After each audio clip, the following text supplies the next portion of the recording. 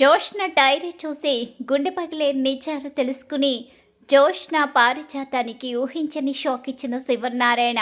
మరిదంతా ఎలా జరిగిపోతుందో, అసలు ఏం జరిగింది తెలుసుకోవాలనుకుంటే వీడియోనైతే చివరి వరకు మిస్ కాకుండా చూసేయండి. జోష్న నిజస్వరూపం సుమిత్ శివనారాయణ తెలుసుకోవాలని కోరుకునే వాళ్ళు వెంటనే మా వీడియోనైతే లైక్ చేసేయండి. ఇక్కడ చూస్తే పారిజాతమైతే ఇంటికి వచ్చిన తర్వాత అడుగుతూ ఉంటుంది సుమిత్ర, అసలు ఎక్కడికి వెళ్ళావు నువ్వని చెప్పేసి ఇక్కడ జోష్ననైతే అడుగుతూ ఉంటుంది. ఇంకేముంది, వాడి పెళ్లి రోజున డిస్టర్బ్ చేయడానికి అలా చేసింది. చూసావా చూసావా మమ్మీ, గ్రాని ఎలా మాట్లాడుతుందో. తను మాట్లాడడమే కాదు, మా అందరికీ కూడా అనుమానం అదే. తలనొప్పి వచ్చినప్పుడు నేను మీ డాడీయో ఎవరో ఒకరు మోస్తాం కదా, కానీ నువ్వు కావాలని వాడిని డిస్టర్బ్ చేయాలని, వాళ్ళ పెళ్లి రోజుని చెడగొట్టాలని చేసినట్టే అనిపిస్తుంది. మీ అమ్మకి తప్ప అందరికీ అదే ఆలోచన అనేసరికి అందరూ నా గురించి అలానే అపార్థం చేసుకుంటున్నారని కోపంగా వెళ్ళిపోతుంది. కార్తీక్ని అడుగుతూ ఉంటాడు దశరథ్ అయితే. ఏంటి కార్తీక్, ఏం జరుగుతుంది? జోష్న కారణంగా నువ్వు చాలా ఇబ్బంది పడుతున్నావని అర్థమవుతుంది. జోష్ని ఏం చేస్తుంది, అసలు తన ఆలోచన ఏంటో నాకు అర్థం కావడం లేదురా మావయ్య. నువ్వేం టెన్షన్ పడకు, త్వరలోనే అన్నీ మారుతాయి. ప్రతిరోజు తనది అవ్వదు కదా. ఆ రోజు వచ్చినప్పుడు జోష్న అసలు స్వరూపం ఏంటో అత్త తెలుసుకుంటుంది.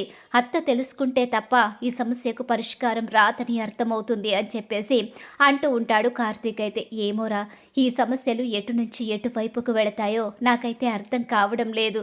నాకు చాలా టెన్షన్గా ఉంది. దీపని ఇంటి వారసురాలుగా తీసుకురాగలను అంటావా? దీపని జోష్న నుంచి కాపాడుకోగలనంటావా? జోష్న నటిస్తుందని నాకు అర్థమవుతుంది, కానీ మీ అత్త మాత్రం అర్థం చేసుకోలేకపోతుంది. నువ్వేం కంగారు పడుకు మావయ్య, త్వరలోనే అత్త కూడా జోష్న గురించి తెలుసుకుంటుంది.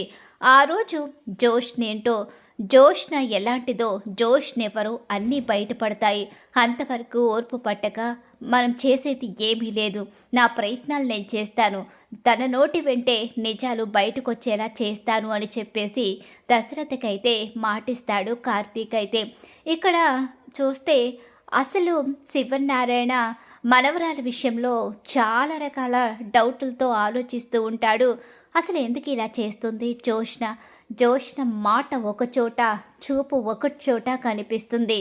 అసలు మాటకి తను చేసే పనులకి ఎక్కడా సంబంధం కనిపించడం లేదు. కావాలనే కార్తీక్ని దీపని దూరం చెయ్యాలి అని అనుకుంటుందని అనిపిస్తుంది. కార్తీక్ని మళ్ళీ పెళ్లి చేసుకోవాలని తన ఆలోచనలో ఉందేమో అని నాకు అనుమానంగా ఉంది. సుమిత్ర గుడ్డిగా కూతుర్ని నమ్ముతుంది, కానీ నేను మాత్రం నమ్మలేను.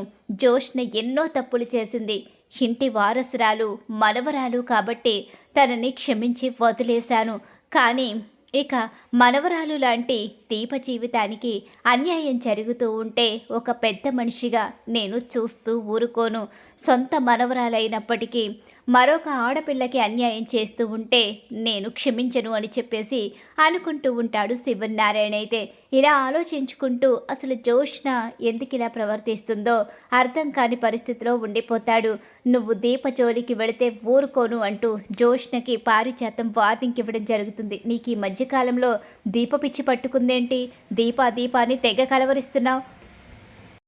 దీప ఏమైనా నీ సొంత మనవరాలు అనుకుంటున్నావా? అవునే, అది నా మనవరాలే, కానీ దాసు చెప్పొద్దు అనడంతో నీతో నిజాన్ని చెప్పలేకపోతున్నాను అని చెప్పేసి పారిజాతం అనుకుంటూ నా మనవరాలికి ఏదైనా జరిగితే నిన్ను క్షమించను అని చెప్పేసి ఇక పారిజాతం అక్కడి నుంచి అయితే వెళ్ళిపోతుంది. ఇక ఈలోగా బయట ఏదో పనుంది అంటూ జోష్న బయటికి వెళుతుంది. అదే సమయంలో శివనారాయణ జోష్న గది వైపు వస్తాడు. జోష్న మంచం మీద ఒక బుక్ అయితే కనిపిస్తుంది. అది అటు ఇటు ఎగురుతూ ఉండగా లోపలికి వెళ్తాడు శివనారాయణ. అలా వెళ్ళిన శివనారాయణ, ఇదేంటి డైరీలా కనిపిస్తుంది? జోష్న డైరీ ఇది. జోష్నకి డైరీ రాసే అలవాటు కూడా ఉందా? ఈ రోజుల్లో ఇలాంటి అలవాట్లు చాలా తక్కువగా ఉంటాయే. అసలు డైరీలో ఏం రాసింది? నిజమే, డైరీ చదవకూడదు, కానీ జోష్న ఆలోచన ఏంటో, జోష్నలో ఉన్న ఈ మార్పుకి కారణం ఏంటో, అసలు జోష్ని ఇలా ఎందుకు తయారైందో, వీటన్నిటికీ ఈ సమాధానాలన్నిటికీ ప్రశ్నలు దొరకాలి అంటే ఈ ఒక్క డైరీలో మాత్రమే దొరుకుతాయి. నా మనవరాలు మనసేంటో తెలుసుకోవాలి అంటే ఖచ్చితంగా ఈ డైరీని నేను చదివే తీరాలి అని చెప్పి ఆలోచించుకున్న శివనారాయణ అయితే ఆ డైరీని చదువుతూ ఉంటాడు.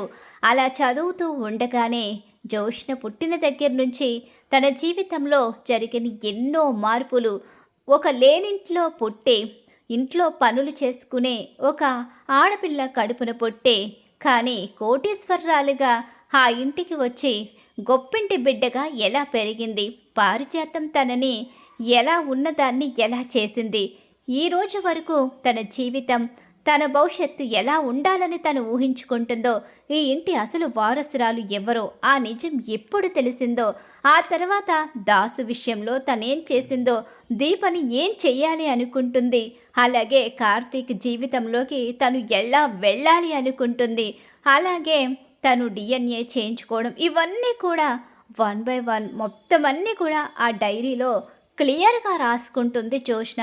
అవి చదువుతున్నంతసేపు తన కళ్ళల్లో కన్నీళ్లు కూడా వచ్చేస్తూ ఉంటాయి. కోపం కసి పెరిగిపోతూ ఉంటుంది శివనారాయణకి. పారిజాతం తనని చేసిన మోసం దగ్గర నుంచి జోష్న తన మనవరాల్ని చంపాలి అని ద్వేషాన్ని పెంచుకుని ఆస్తిని మొత్తం సొంతం చేసుకోవాలని ఇంత పెద్ద కుట్ర చేస్తున్న జోష్న గురించి తెలుసుకుని ఒక్కసారే శివనారాయణ షాక్ అయిపోయి ఉండిపోతాడు. నా వెనుక ఇంత ఇంత కుట్ర జరిగిందా, పారిజాతం నన్ను ఇంత మోసం చేసిందా, నా మనవరాలు దీప పని మనిషిగా ఉంటే ఒక పని మనిషి కూతురు ఈ ఇంట్లో కోటీశ్వరరాలుగా పెరుగుతుందా, అది ఈ శివనారాయణ క్షమించలేని తప్పు. నన్ను మోసం చేసిన పారిజాతాన్ని, జోష్నని ఇద్దరిని విడిచిపెట్టను, ఇద్దరిని క్షమించను కూడా. కానీ ఇద్దరిని ఒక్క క్షణం కూడా ఇంట్లో ఉండనివ్వను. ఇన్ని రోజులు ఇంతగా నన్ను మోసం చేసిన వాళ్ళు ఒక్క క్షణం నా కళ్ళ ముందు కనిపించినా చంపేస్తాను. ఇంతకాలం జోష్నని మనవరాలిగా పెంచాను కాబట్టి తనని చంపకుండా వదిలేయడానికి కారణం. కానీ అలా అని క్షమించలేను, క్షమించే ప్రసక్తే లేదు. ఇంతగా మోసం చేసిన వాళ్లను క్షమిస్తే ఇక మరింత పెద్ద తప్పుకి నేను దారిచ్చినట్టే అవుతుంది. నా మనవరాలు, నా ఇంటి వారసురాల్ని చంపాలి అనుకున్న జోష్నని క్షమించకూడదు, క్షమించే ప్రసక్తే లేదు. ఇంటి నుంచి బయటికి పంపేసి వాళ్లకు ఎలాంటి శిక్ష వేయిస్తానో వాళ్ళ ఊహకి అందకుండా చేస్తాను అని చెప్పేసి జోష్న పారిజాతం అంటూ గట్టి గట్టిగా పిలుస్తూ ఉంటాడు శివనారాయణ. అలా శివనారాయణ పిలవడంతో ఇంకొక్కసారి గబగబా అందరూ కంగారు పడుతూ బయటకైతే వస్తారు. ఏమైంది మావయ్య గారండి, ఎందుకు జోష్నని అంత గట్టిగా పిలుస్తున్నారు, జోష్ని ఏం చేసింది మావయ్య గారు అని చెప్పేసి సుమిత్ర వస్తుంది. ఈలోగానే పారిజాతం అలాగే ఇక జోష్న కూడా బయటకు వస్తారు. అలా వచ్చేసరికి ఏమైంది, ఏం జరిగింది, ఎందుకండి అంత గట్టిగా అరుస్తున్నారేంటి అని చెప్పేసి పారిజాతం అంటూ ఉంటుంది. అప్పటికే లగేజ్ బ్యాగ్స్ శివనారాయణ చేతిలో ఉంటాయి. పారిజాతానివి అలాగే ఇక జోష్నవి ఇద్దరివి కూడా ఉండేసరికి ఒక్కసారి వాళ్ళిద్దరూ చూసి షాక్ అయిపోయి ఉండిపోతారు. ఏంటి తాత ఇదంతా, ఎక్కడికైనా వెళుతున్నావా ఏంటి అని చెప్పి ఏమీ తెలియనట్టుగా అడుగుతుంది జోష్న. అయితే అలా అడిగేసరికి వెళుతున్నాను అని చెప్పేసి బయటికి బ్యాగ్స్ రెండు కూడా విసిరి కొట్టేస్తాడు. అలా విసిరి కొట్టేసరికి మావయ్య గారు అని చెప్పి షాక్ అయిపోయి చూస్తూ ఉండిపోతుంది సుమిత్ర. నడవండి బయటికి అంటూ గట్టిగా అరిచేసరికి ఒకసారి ఇద్దరు షాక్ అయిపోతారు. తాతని కాదు, నువ్వు నాకు మనవరాలివి కాదు, నా కొడుకు దశరథ కూతురివి కాదు, ఈ పారిజాతం మనవరాలివి. నీ గురించి నిజం నాకు తెలిసిపోయింది. ఇక నువ్వు నాటకాలు ఆడాలని చూస్తే ఇక్కడికిక్కడే నిన్ను చంపేస్తాను. నాకున్న ఆవేశానికి మీ ఇద్దరిని కూడా చంపేయాలి, కానీ మీ ఇద్దరిని బయటకు గెంటేస్తున్నాను. బయట ప్రశాంతంగా బ్రతుకుదామనుకుంటున్నారేమో, ఎక్కడికి వెళ్ళినా మీకు ప్రశాంతత లేకుండా చేసి ఇంతకాలం నా కుటుంబానికి మీరు చేసిన అన్యాయానికి శిక్ష పడేలా చేస్తాను అని సుమిత్ర ముందు నిజాన్ని బయట పెట్టేస్తాడు శివనారాయణ. అలా బయట పెట్టేసరికి ఒక్కసారి షాక్ అయిపోతుంది సుమిత్ర. అయితే అలా పారిజాతానికి జోష్నకి చాలా పెద్ద షాక్ ఎదురవుతుంది. ఇక అప్పటి వరకు దీప తన మనవరాలు అనుకుంటున్న పారిజాతానికి ఇక ఒక్కసారే బయటికి గెంటేయడం, అలాగే జోష్నే నీ మనవరాలని శివనారాయణ చెప్పడంతో అప్పుడు నిజం అర్థమవుతుంది. ఇక పారిజాతానికి జోష్న డైరీ దొరికిపోవడంతో పెద్ద షాకే ఎదురవుతుంది. ఎన్నో కలలు కంటూ దీపని నాశనం చేయాలని దీపని చంపాలి అనుకున్న జోష్నకు ఊహించని షాక్ ఇస్తాడు. నా మనవరాలికి ఏదైనా జరిగితే చంపడానికి వెనకాడను, నా మనవరాలి జోలికి రావాలనే ఆలోచన వస్తేనే చంపేస్తాను నిన్నని చెప్పి జోష్నకి గట్టిగానే వార్నింగ్ ఇస్తాడు శివనారాయణ. అలా నిజం బయటపడిపోబోతుంది. మరి ఖచ్చితంగా రాబోయే కథలో ఇలా అయితే జరిగిపోతుంది. ఇలా జరగాలని కోరుకుంటున్నారా? అయితే మా వీడియోని లైక్ చేయండి.